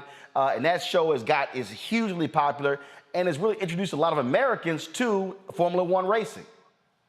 Well, that Drive to Survive special on Netflix has really broadened Formula One's base in this country, just like that. And to see, a lot of people have heard of Formula One, but they really never focused on it.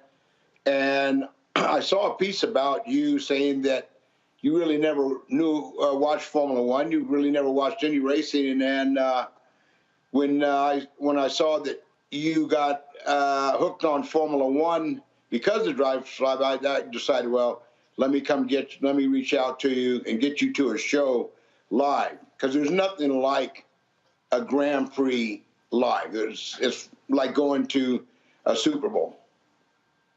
And when you talk about that, I mean, it was jam-packed. I mean, hundreds of thousands of people were out there, and they were in Miami. They'll be in Austin later this year, and they will be in Las Vegas next year. And so what are you hoping to do for F1 to get more African-Americans interested? We know NASCAR has tried to reach out to African-Americans over the years. I remember being a part of an initiative, about 15 years ago. It really didn't go anywhere, and you're laughing. It wasn't a sincere, the olive branch was not sincere. And it was, I think possibly there was a lot of pressure on them from corporate sponsors to represent what America looks like, and they just, they're not getting it done. And Formula One, I started my career in Europe, and I went over there to be a Formula One driver. I was the first black man ever to drive a Formula One car in 1985, the same year Lewis Hamilton was born. So Formula One reached out and said, look, we want to increase our footprint in the black community in the United States and worldwide. So I told him, well, I know who to call. His name is Roland Martin, that is. So that's the beginning, and I'm glad you were there. When I found out that Michelle Obama, First Lady Michelle Obama, was right over the top of us in our suite, I knew that, and she came 2 days. Most people of that stature only come for race. She came for qualifying, and she came on race day, on Sunday. That says it all about Formula One.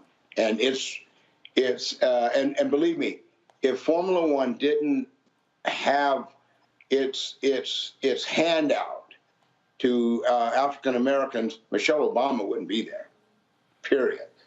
So so here's the deal. Here you have there are people who they love the different teams.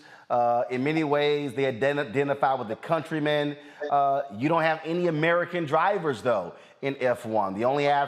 The only person of color, Lewis Hamilton, who is, of course, he's British. He's a brother. So look, when Tiger Woods came into golf, it was a whole bunch of brothers and sisters who didn't follow golf who followed him. And so really, how are you conceiving this idea of getting African Americans interested in Formula One if there's no American or an African American to get behind? Well, there's got to be, first of all, a driver of color, period. And Lewis is the guy. And he's just not a name. Lewis is 7-time world champion. He's won more Grand Prix than any driver in history. He's won more pole positions. He's more track records. Lewis Hamilton is without a doubt the greatest Formula One driver ever. So having him, and he spends a lot of time in the United States, and he's pushing diversity, and actively we're looking for the next young driver to come into the series, preferably American, right? And but it took a lot to develop Lewis Hamilton. Ron Dennis, who owned McLaren at the time, took Lewis right out of go-karts at 12 years old and put him in cars and smaller formulas and developed him. He knew he was fast, and he knew he was going to be a winner. And Ron Dennis developed Lewis Hamilton right into where he is today, and that's what it's going to take here. I would have liked to have seen Michael Jordan or LeBron James or any of the big heavy breathers that play sports to come together and support a young driver like Miles Rowe, for example, or Ernie Francis Jr. Those two are right now lead candidates to move up the ladder. And that's what it takes. It takes money and lots of it. Indeed. I sent, matter of fact, there was a tweet that I sent you something when you spoke to Miles Rowe. I got a tweet the other day, and here's a young man who's been doing well, but needs about $400,000 to keep competing. And so when you talk about, the money that is involved. First of all, these racing teams are $300 million a year. It is an expensive sport, and we often hear the same thing when it comes to golf. We're now even seeing it when it comes to baseball, these specialized teams as well. And so the reality is, for African Americans, we're pretty much, the two dominant sports for us are basketball and football, because the cost to participate is different, and that becomes a barrier to entry. Well, that's why you haven't seen very many African Americans in the sport. I was lucky when I grew up. My family had a successful business that had the money, and my dad raced anyway. So he raced as a hobby. He didn't race professionally. But I knew by the time I was 9 years old what my career was going to be. And, they, apart from, spending time with my dad at the racetracks and learning racing technically, learning the technical side, of the business, I was also learning the performance side, on my grandfather's ranch. And a year and a half out of high school, they sent me to England to start my career because I wanted to be a Formula One driver. But back in those days, even when I went over there and won my first championship in my first year, I got no American support, no corporate support, no manufacturer support, zero. Wow. And of course, you dealt with a whole lot of racism. You dealt with white guys who were not happy that you were there. There's a Netflix documentary called Uppity. They were not happy to see Willy T. Ribbs, especially when you wouldn't bow down.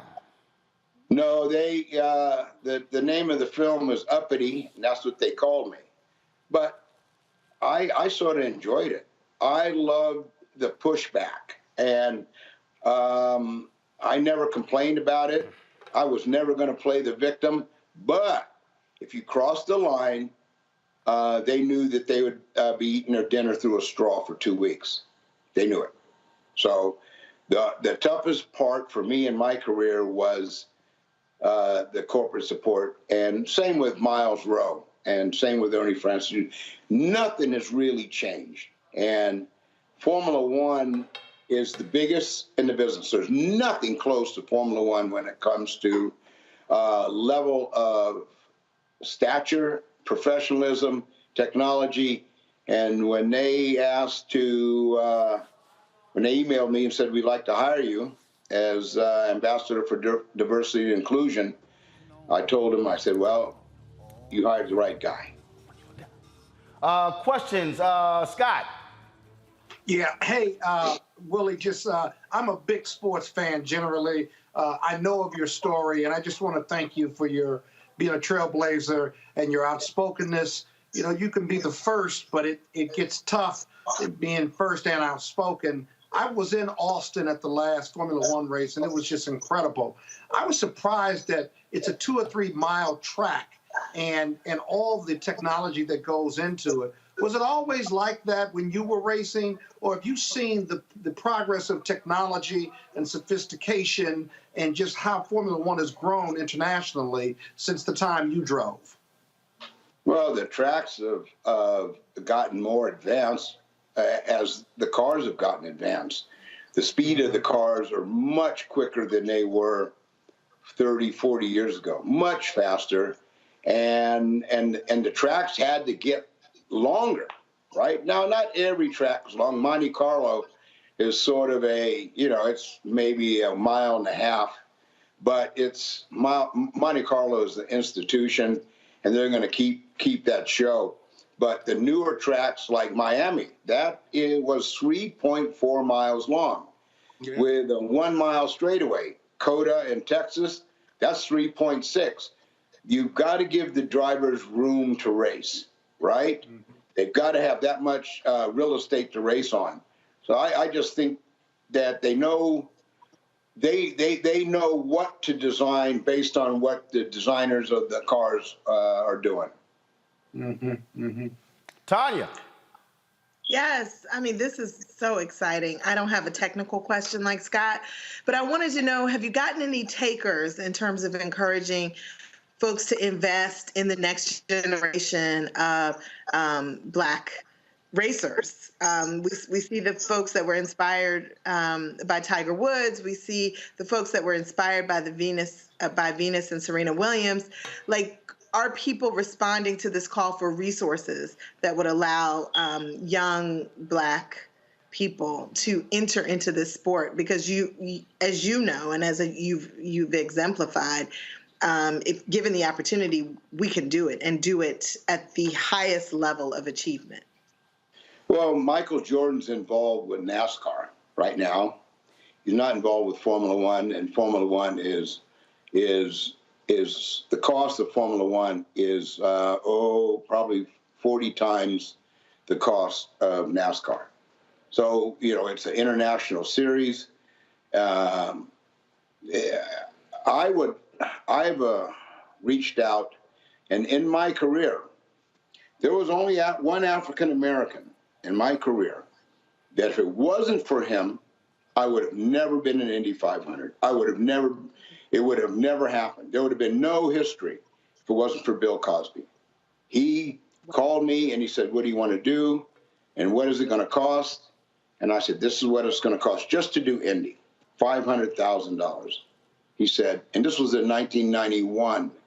And he says, okay, no one else, even with all the publicity that when we announced in Tavern on the Green in New York, there was no one else that said, we want in on this. We want to be involved, because the more capital you have, the better chance you have to get across the finish line first. Yes. Well, indeed. Thank you. Well, Willie, look, I look forward to, man, going to Austin for the next F1, and look, whatever we can do to help, and would love to see the next phase of what F1 does in attracting African Americans. I'm gonna push him. I told him, said, you know who you're hiring, right?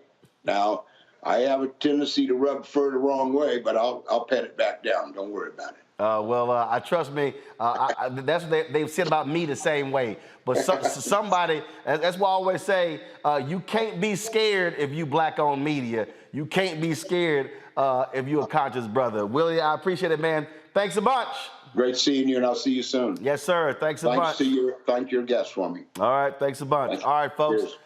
All right, folks. Time for our Tech Talk segment.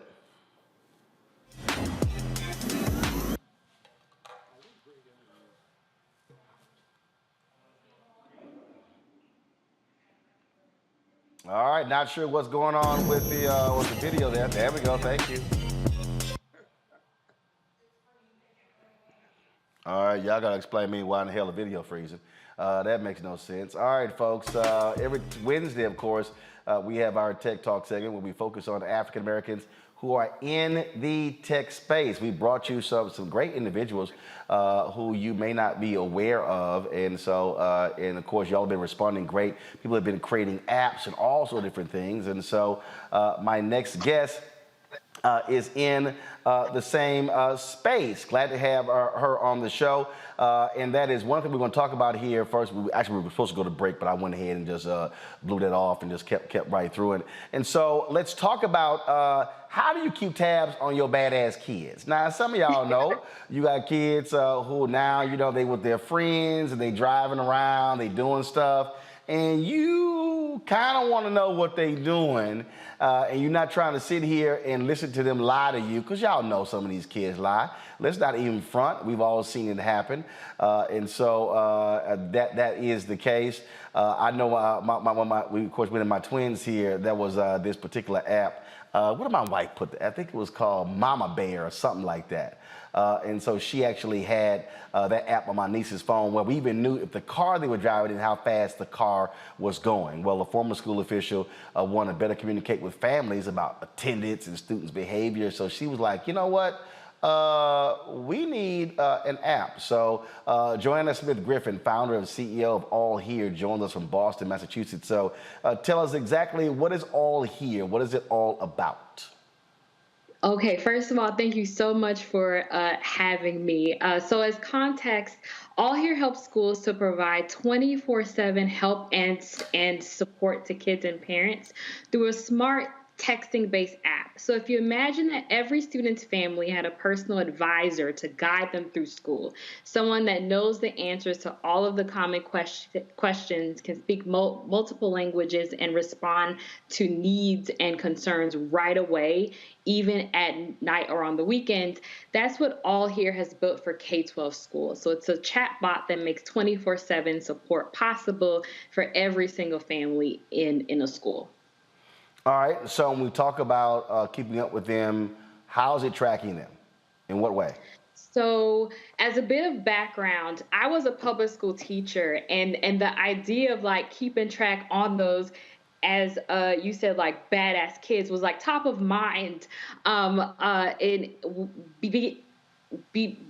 Because being present and engaged in school has such an impact on students' academic outcomes. So I got to see firsthand how kids who are missing a lot of class are treated often in a punitive way. And I wanted to build a company that helps schools scale, support, and help 24/7, that's equitable and treats the family as a valued partner in their child's schooling. So how all here works is that it is a chatbot that plugs into schools' background platforms. So we're plugging into platforms that track things like grades, absences, and we can have conversations with families about their child's personal record over text. So right now, if a family sends a text asking how their child is doing in school, we can pull from those data points to have a personalized but still empathetic conversation that gets them the right information that they want at the right time and immediately gets them a personalized guide to getting their child back on track if need be. Questions, Tanya, what you got?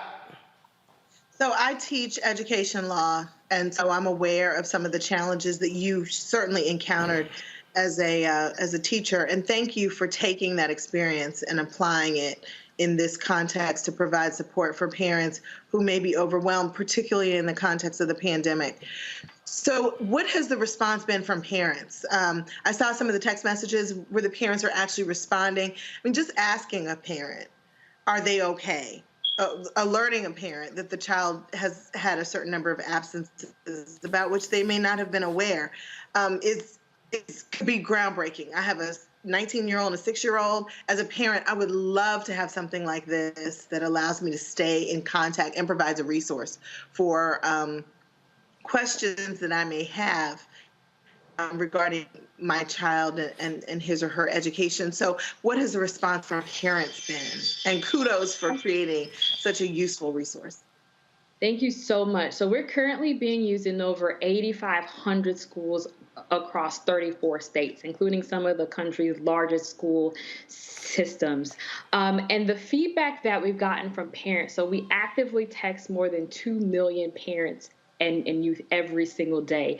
More than 98% of them are engaging with us over text each and every day. The response has been overwhelmingly positive, as well as proven to have an impact on outcomes. So we were proven through research to improve attendance by 17%, to reduce course failures by a third, and also increase student GPA. But perhaps the most powerful piece of feedback that we hear from parents, especially in environments and contexts where there isn't a real atmosphere of trust between families and schools, is that, hey, this is a lifeline. And a lot of parents come to see our service as an advocate through helping them support and guide their own kids to and through school.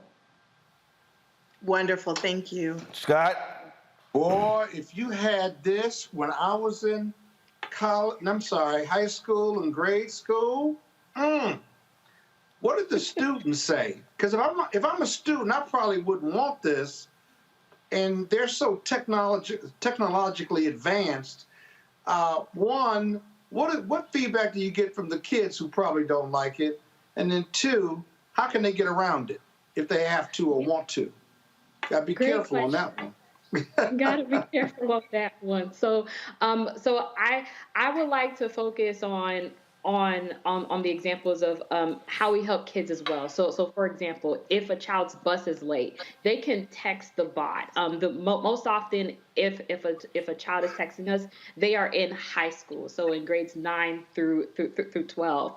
And what happens in that example is that we can help them navigate that transportation challenge. And if that child is still having trouble getting to school, we can alert the appropriate person school side to get them help. So oftentimes we become the intermediary between the student and what can sometimes be a more punitive way of handling whatever issue they face. The other example I would just add quickly is that as we are in the middle or the midst of a youth mental health crisis in this country, we often see youth use the service as a way to express feelings of overwhelm, anxiety, and we take great pride in being able to route the right student to the right support and resource at the right time. All right, then. Well, look. All righty. Thank you. Great app. Tell people how they can access it. Visit us at allhere.com and reach out. We would be happy to help you. All right, then. Joanna, thanks a bunch, and good luck with it.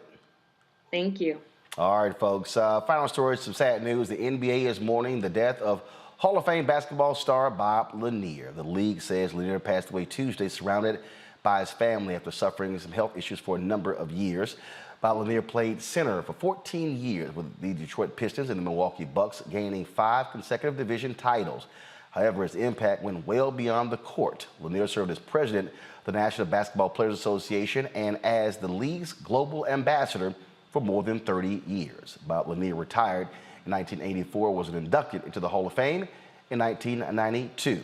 Bob Lanier becomes an ancestor at the age of 73.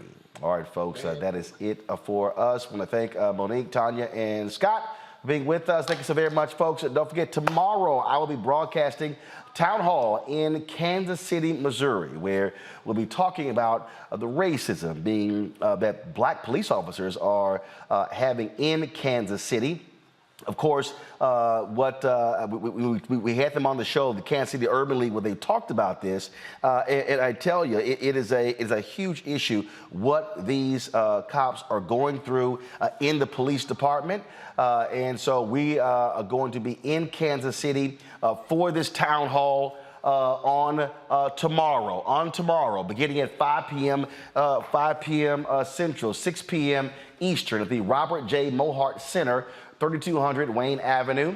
And so, of course, you can RSVP. And so we look forward to having that conversation. Racism. So the Urban League of Greater Kansas City presents Racism in the KCPD, Addressing the Black and Blue Divide. So we'll be live streaming that right here on Roland Martin Unfiltered and the Black Star Network, folks. So until then, I'll see you.